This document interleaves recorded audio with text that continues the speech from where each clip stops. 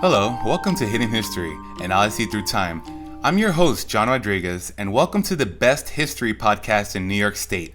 This is episode 32 of the podcast, and the title of this episode is Come Fly With Me, the inspiring true story of World War II pilot Violet Thurn Cowden.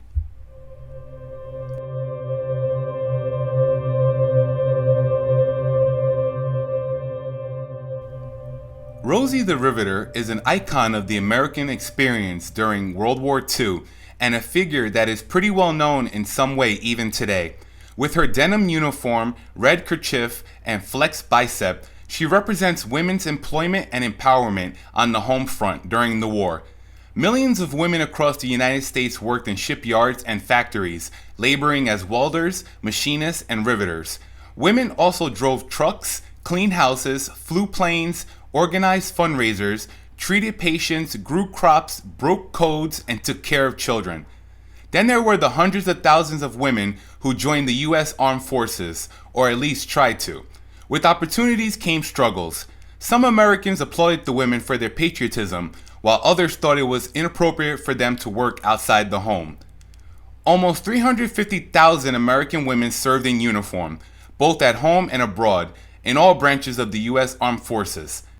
Newly formed organizations included the Women's Army Auxiliary Corps, WACS, later renamed the Women's Army Corps, the Navy Women's Reserve, WAVES, the Marine Corps Women's Reserve, the Coast Guard Women's Reserve, SPARS, the Women Air Force Service Pilots, WASP, the Army Nurse Corps, and the Navy Nurse Corps.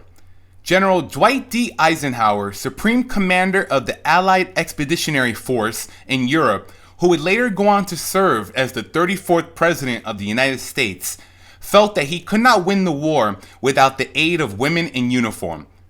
The contribution of the women of America, whether on the farm or in the factory or in uniform, to D-Day was a sine qua non of the invasion effort.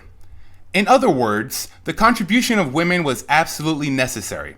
Women could join the U.S. Armed Forces but not in combat roles, instead serving in office and clerical jobs in order to free up the men for active duty in Europe and the Pacific.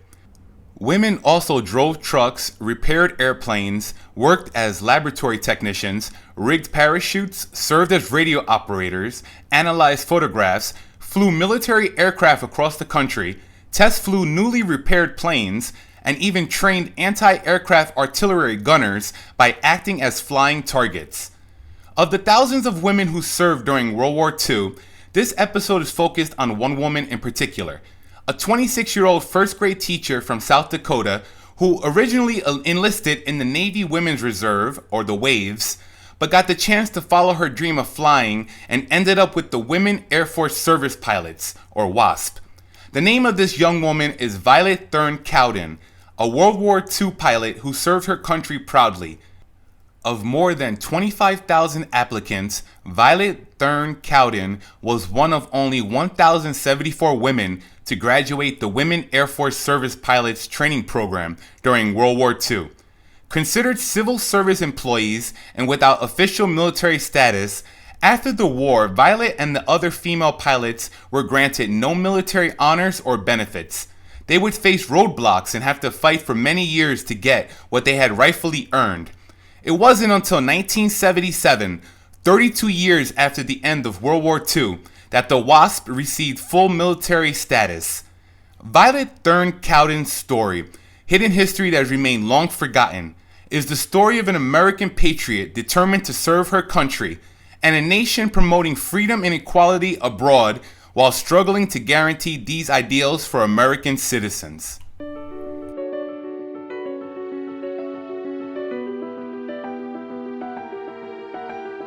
I was born in a sod house on a farm in South Dakota, and the hawks used to be flying, and I thought, gosh, if I could just do that.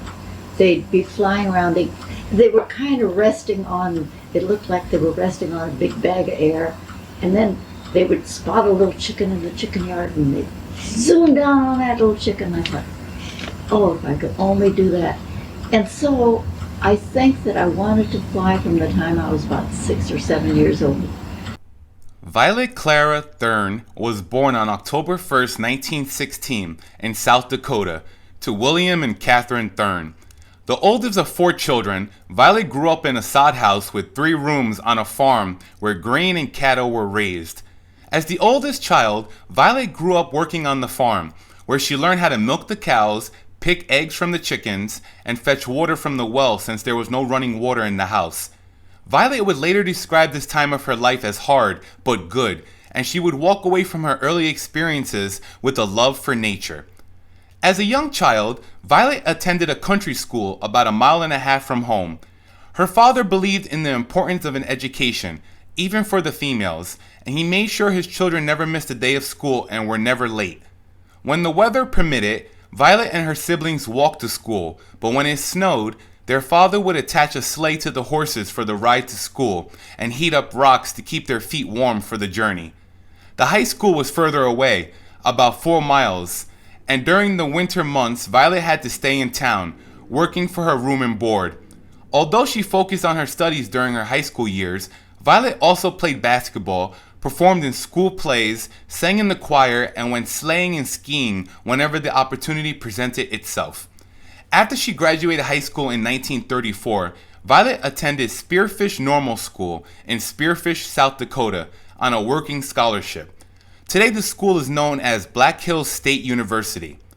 When she wasn't studying to become a teacher, Violet worked at the Federal Fish Hatchery. During her second year at Black Hills, she received a loan from the YWCA in order to pay for her education, which she then had to pay back. The year was 1935, and just 2 years before, unemployment in the United States had topped 20%, and the world was dealing with the Great Depression. But Violet was determined and earned a teaching certificate from Black Hills State University in 1936. She then decided to stay in Spearfish, South Dakota to teach first grade, and it's in Spearfish that Violet Thurn learned how to fly.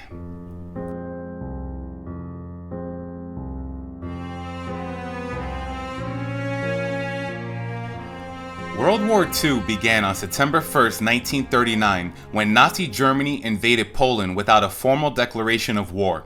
In support of their mutual defense treaty obligations with Poland, France and Great Britain issued ultimatums to Hitler for the immediate withdrawal of German forces from Poland. When the ultimatum deadlines expired, Great Britain and France declared war on Germany on September 3rd, 1939. Within a month, Germany and their ally, the Soviet Union, conquered Poland and partitioned the Polish state. On April 9th, 1940, Nazi forces invaded Norway and Denmark. Denmark surrendered that day. Norway held out until early June before German forces could occupy the entire country. On May 10th, 1940, Nazi Germany began its assault on Western Europe by invading France and the neutral Low Countries, the Netherlands, Belgium, and Luxembourg. The Low Countries were under German occupation by the end of May. On June 22, 1940, France signed an armistice with Germany. The armistice provided for the German occupation of the northern half of France and permitted the establishment of a collaborationist regime in the south with its seat in Vichy. In September 1940, German planes began to bomb Britain extensively in order to pave the way for an invasion of the British island. These bombings, which lasted until May 1941, are known today as the Blitz, and included night raids on London and other industrial centers that resulted in heavy civilian casualties and damage. Although the British were able to hold their own against the Germans, Britain's defensive resources were pushed to the limit. That's when the United States stepped in, sending crucial aid to Prime Minister Winston Churchill under the Lend-Lease Act. The Lend-Lease Act of 1941, passed by Congress in early 1941, allowed the United States to lend or lease, rather than sell, war supplies to any nation deemed vital to the defense of the United States. Under this policy, the United States was able to remain officially neutral in the conflict while legally supplying military aid to its foreign allies. Unknown to the world, by the end of 1941, the United States would be fully involved in World War II.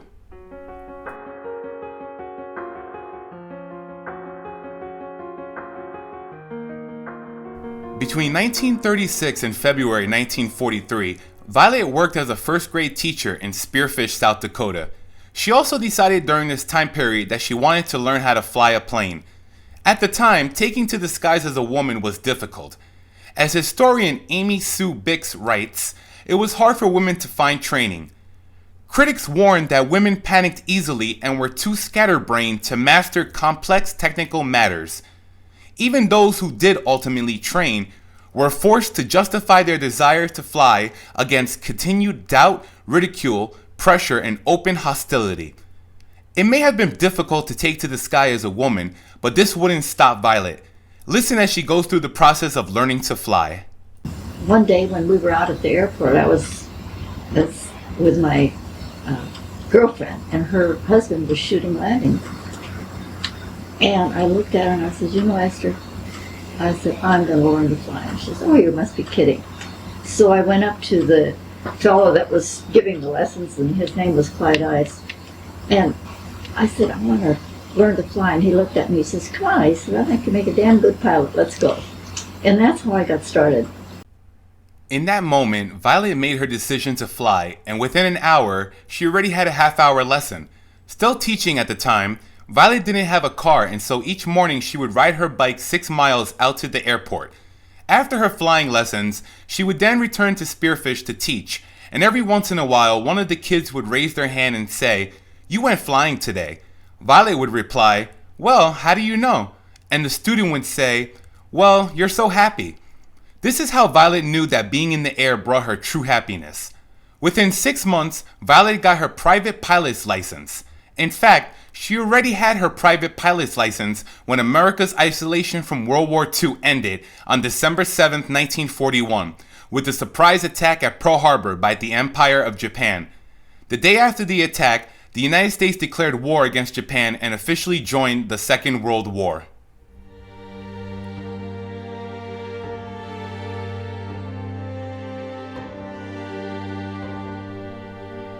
On December 7, 1941, Imperial Japanese warplanes launched a massive surprise attack against the American fleet at Pearl Harbor, Hawaii, in 2 waves, knocking out over 200 planes and sinking or damaging 8 battleships, the pride of the U.S. Pacific Fleet. A total of 2,403 Americans were killed and 1,178 others were wounded. Sailors, Marines, and soldiers fought back with extraordinary courage, often at the sacrifice of their own lives. Those without weapons to fight took great risks to save wounded comrades and to save their ships. Pilots took off to engage Japanese aircraft despite the overwhelming odds. Countless acts of valor went unrecorded as many witnesses died in the attack. 15 U.S. Navy personnel were awarded the Medal of Honor, ranging from seaman to rear admiral, for acts of courage above and beyond the call of duty, 10 of them posthumously. One day after the attack by Japan, on December 8, 1941, President Franklin D. Roosevelt spoke before a joint session of Congress, in which he famously described December 7, 1941, as a date which will live in infamy. President Roosevelt went on to ask Congress to declare war against Japan, a declaration that was granted with just one dissenting vote. 3 days later, on December 11, 1941, Germany and Italy, allies of Japan, declared war on the United States. Later that same day, the United States formally declared that a state of war existed with Germany and Italy. The United States was now drawn into a global war.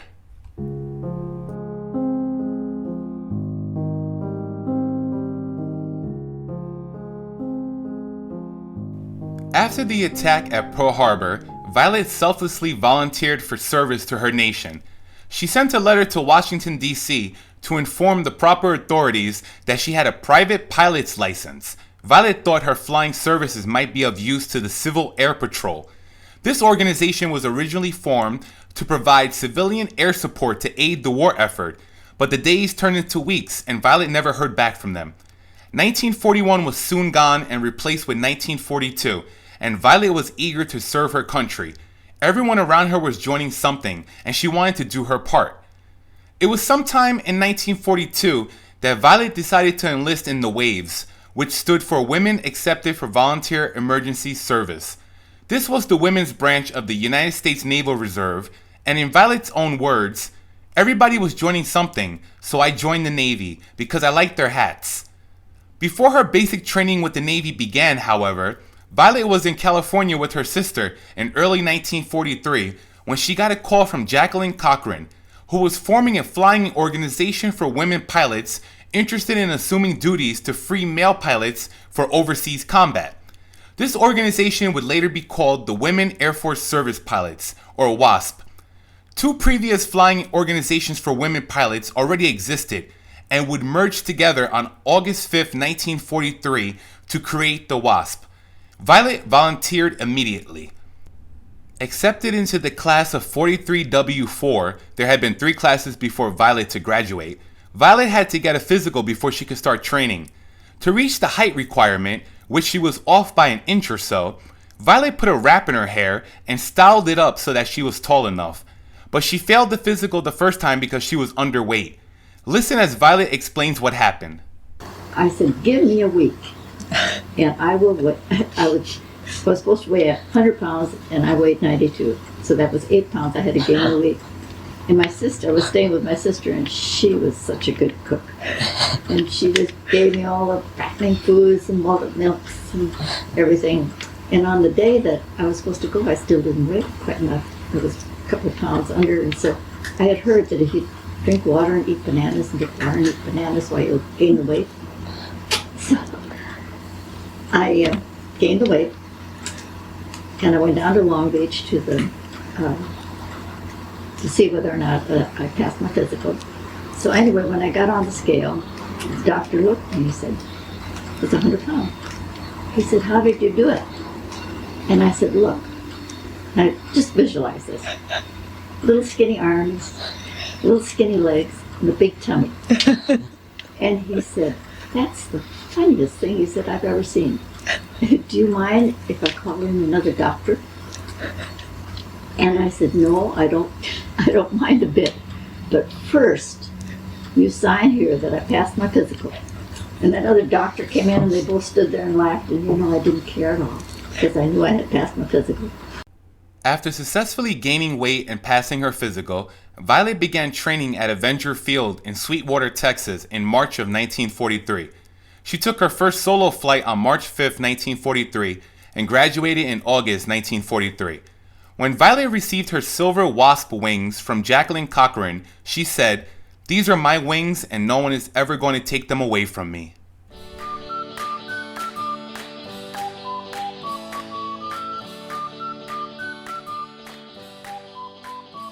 After graduation, Violet was sent to Love Field in Dallas, Texas. During the rest of 1943 and into 1944, Violet was assigned to the Army's Air Transport Command and flew some of the country's most sophisticated planes, transporting them from factories to airfields within the United States, or to coastal debarkation points for shipment to Europe or the Pacific. At Love Field, Violet and the other WASP worked 7 days a week from sunrise to sunset. It was a hard schedule, but Violet enjoyed flying so much that the hours didn't bother her. She was always eager for her next flight. Her work took her all over the United States, from Buffalo, New York to Long Beach, California, and almost everywhere else in between. Violet also had a chance to complete pursuit school in Brownsville, Texas, where she learned to fly high-powered, single-engine fighter aircraft. She went through pursuit training with 4 men, and it was comforting to her that they seemed to acknowledge her as a legitimate fellow student. One day while I was up flying, there was a crash, and the 4 guys thought it was me, she later said. When I came back in and landed, they all were so glad to see me. That was when I knew I was really accepted. Violet was one of only 114 women to be selected for the mostly male pursuit pilot training, and she loved it. My favorite airplane was the P-51 Mustang because it was the fastest plane made at that time. It was, I think, as close as you could ever come to having your own wings, because once it was trimmed, you could just, if you leaned forward, it would go down. If you leaned backwards, it would go up. If you leaned sideways, it would turn. It was wonderful, and I think to this day, if you talk to any pilots, they will always say the P-51 was their favorite airplane. The people that are flying for the airlines now, you're really flying a computer, where before you were really flying an airplane that was a part of you.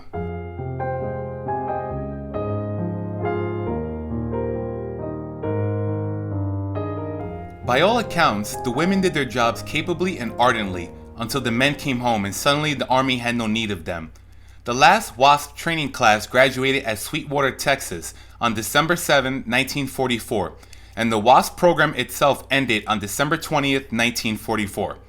At the graduation ceremony, General Henry H. Arnold, commanding general of the Army Air Forces, told the last crop of pilots, "We of the AAF are proud of you. We will never forget our debt to you." But after the war ended the next year, the WASP were in fact forgotten. Their records were classified and sealed from the public. Americans became absorbed into everyday routines of living and no longer remembered the WASP's contribution to the nation. Violet later had to say the following about the end of the WASP program. "I thought we were doing such a good job. I just couldn't believe the news," she said. "I also thought my whole world had come to an end and I would never fly again. On top of it all, we had to pay our own way home."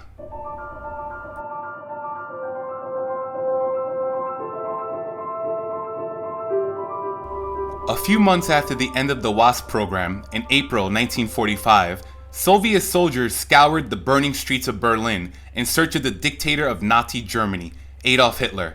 Hiding in a bunker deep beneath the streets, on April 30th, 1945, Hitler took the coward's way out and killed himself. A few days later, on May 8th, 1945, Nazi Germany surrendered. After atomic bombs were dropped on Hiroshima and Nagasaki in August 1945, Japan surrendered on September 2nd, 1945. The biggest and deadliest war in history, involving more than 30 countries, the Second World War, had finally come to an end, but at a large cost. By the end of World War II, an estimated 60 to 80 million people had died, including up to 55 million civilians, and numerous cities in Europe and Asia were reduced to rubble. Among those killed were 6 million Jews murdered in Nazi concentration camps as part of Hitler's diabolical final solution, now known as the Holocaust. The legacy of the war included the creation of the United Nations as a peacekeeping force and geopolitical rivalries that resulted in the Cold War.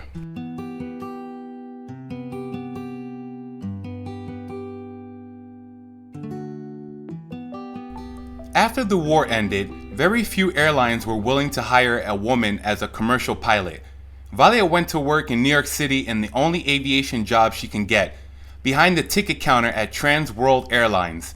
It was painful, she later said, to be so close to planes yet so far away from the cockpit, and she soon left.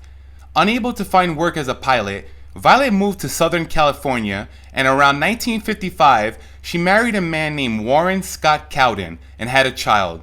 She also became a partner in a California ceramics studio and then worked as a teacher's resource aide for many years before retiring in 1983.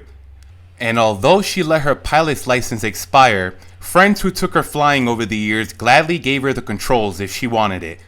When in the 1970s the Air Force announced that it would begin to accept women for pilot training, the media reported the story as if this would be the first time women could fly for the US military. The WASP then rose up to demand the recognition that they deserved.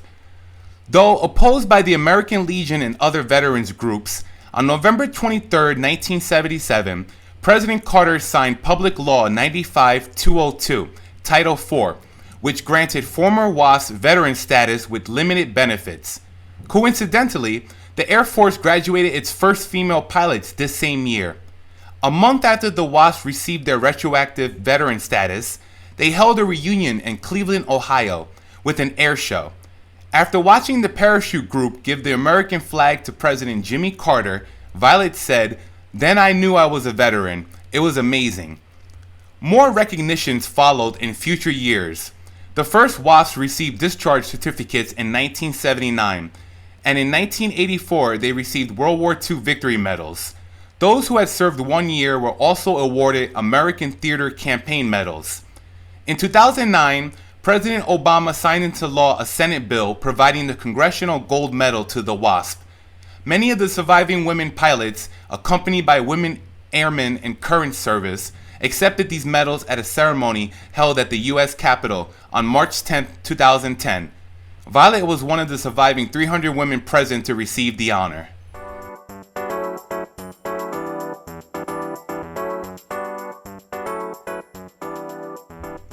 At the age of 66, Violet Thurn Cowden hiked the Great Wall in China, and at age 76, she tried skydiving for the first time. In 2006, at 89 years old, Violet took part in a tandem skydive with the U.S. Army's parachute team, the Golden Knights. Violet made history as the oldest person to do a tandem jump with the Knights. She celebrated her 90th birthday by hang gliding with her daughter, and at age 92, Violet flew in her favorite plane, a P-51 Mustang, modified to fit 2 pilots. In March 2010, at the age of 93, Violet flew the SIAI Marchetti fighter plane with a co-pilot. Violet Thurn Cowden, a World War II pilot who continued to take to the skies until her early 90s, passed away on April 10, 2011, at the age of 94 in Newport Beach, California. She was an active member of the Southern California WASP, the National WASP Organization, and the Yanks Air Museum in Chino, California. Besides her daughter, Violet is survived by 2 sisters, Betty and Lillian, and 3 grandchildren. Her husband, Warren Scott Cowden, had passed away in 2008. Of more than 25,000 applicants, Violet Thurn Cowden was one of only 1,074 women to graduate the Women Air Force Service Pilots Training Program during World War II, and one of only 114 to be selected for the mostly male pursuit pilot training. Her duty as a WASP resulted in her flying 19 different aircraft types, and she logged enough air miles to fly around the world nearly 55 times. We honor Violet's service and would like to end this episode by turning the mic over to Violet herself. The following is from an interview she gave the Library of Congress a few years before her death about being a pioneer who opened the doors for the young women of today. When I was going through the program, I certainly didn't think I was a pioneer. I was doing a job. It was a job that was strictly in the male field. It was opening the doors for young women of today through what we did then, that they can now fly combat, they can almost do anything they want, but there's still a ways to go.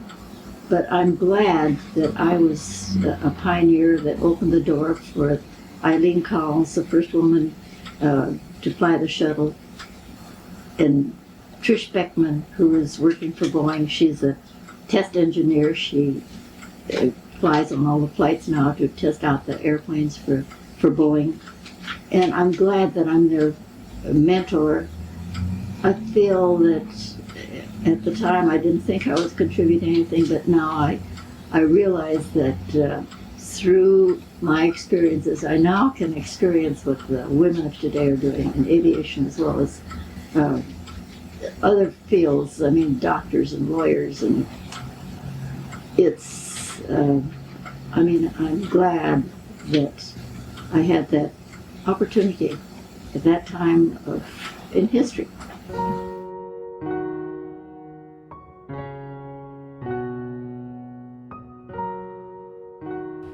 Thank you for listening, and I hope that you've learned something new today.